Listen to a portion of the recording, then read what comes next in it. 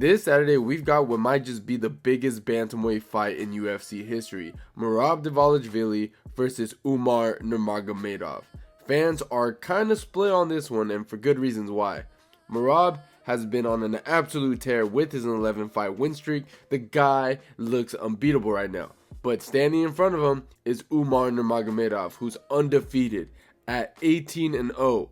And let's be real, when your last name is Nurmagomedov, people know how legit you really are. Now, I get that some people think that Umar doesn't deserve the shot yet, but honestly, look at the division. Who else is really going to challenge Merab? Maybe Figgy or Corey, but they're both coming off losses. Umar, on the other hand, is riding all the momentum and looked incredible in his last fight. So here we are, and everyone's asking the same thing. What's going to happen when these two clash? Because Merab's pace is just ridiculous. The guy never stops, whether he's striking, clinching, or spamming takedown attempts. He's always in your face. He doesn't give opponents a second to breathe, and his cardio is next level. He can push that insane pace for 5 rounds, and the craziest part, he seems to get stronger as the fight goes on. Even if you stuff his takedowns, he's coming right back up with more, chaining them together until you break. It's not just a physical exhaustion, it's a mentally draining knowing how he's not going to slow down. Now on the flip side though, Umar is the exact opposite style. He's calm, calculated, and incredibly technical. His striking is smooth, and his kicks add a level of unpredictability that Merab hasn't really dealt with before.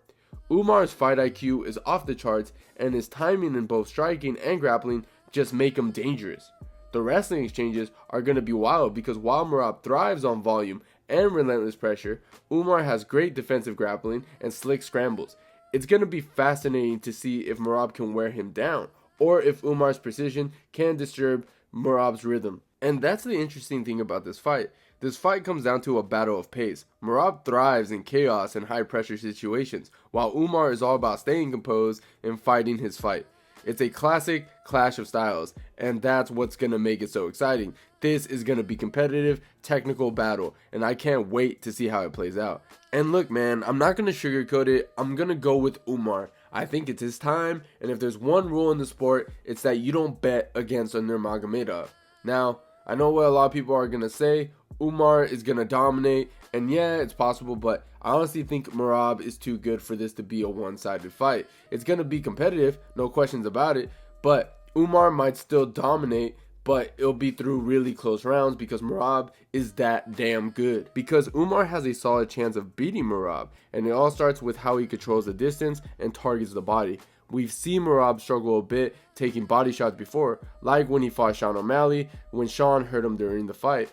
Umar's teeps and front kicks are perfect for slowing Merab down and keeping him at range. If you look at Umar's fight with Nate Maness, he uses those kicks to break his rhythm and drain his energy. If he can do the same against Merab, it can really mess with that relentless pace that Merab is known for. Because Umar doesn't have to try and out-volume Merab, that's his game. Instead, Umar's precision striking could be the key.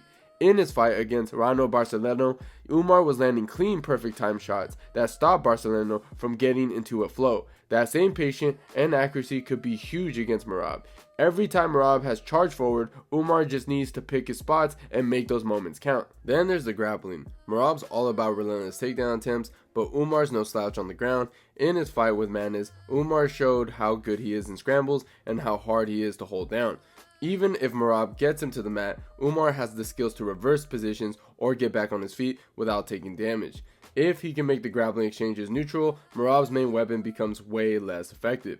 And like that, the thing that we don't usually see is Merab holding guys down and dominating them on the ground. Most of them get back up, and he's just going to keep shooting over and over. And it's that non-stop style that breaks people down, and that's the thing.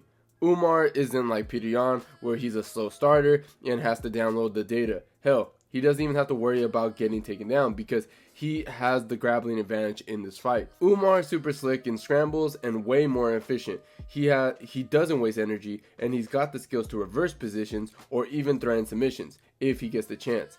If Merab can't keep him down, Umar might actually be the one that's making it tricky in those grappling exchanges. And if Umar starts stuffing takedowns and forcing Merab to work harder than usual, that could totally shift the momentum in his way.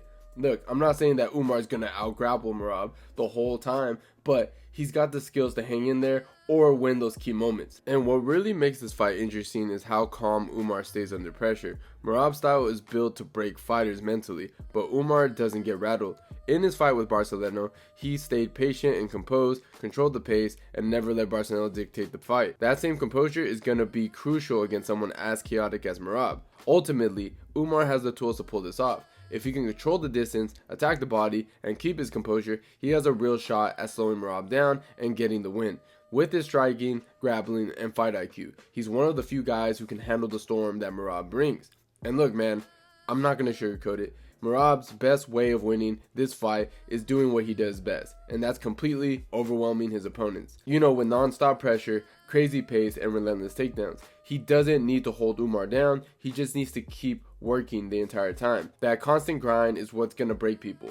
Now for Merab, it's all about making the fight messy. Umar is super technical and thrives in clean exchanges, so Merab has to get in his face and make it chaotic. Whether it's chaining takedown attempts, clinching, or throwing awkward strikes, Merab needs to keep Umar guessing and uncomfortable. The more Merab can keep this fight on his terms, the harder it's going to be for Umar to settle into his game.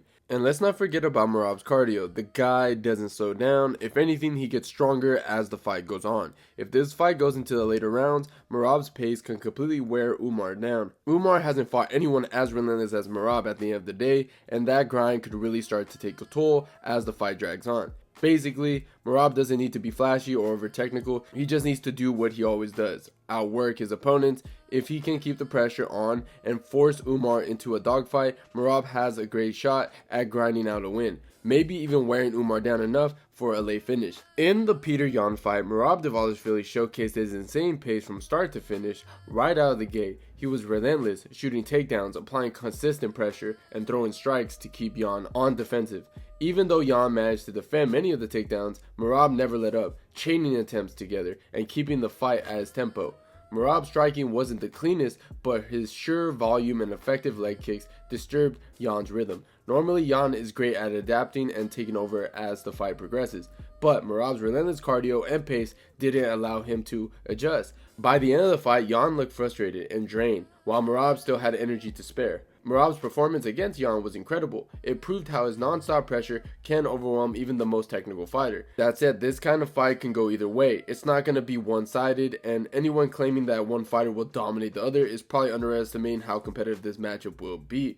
That's why the thumbnail has a question mark. This fight is just too close to call.